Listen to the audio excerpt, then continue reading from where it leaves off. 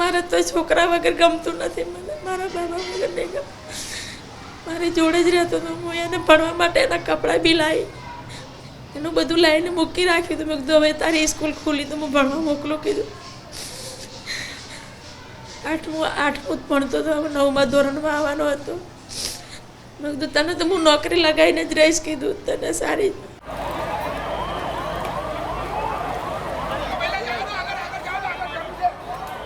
ત્યાં બોડી તો હતી નહીં, પછી થોડી તપાસ કરી એટલે આમ નજીકમાં મોટાભાગની બોડી કે સિવિલ હોસ્પિટલ ખાતે લઈ ગયા.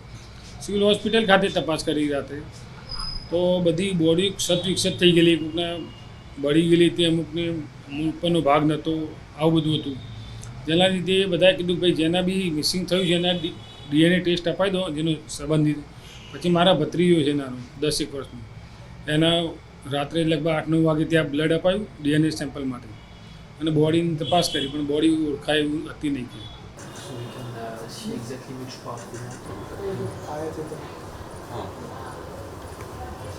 नीचे आकाश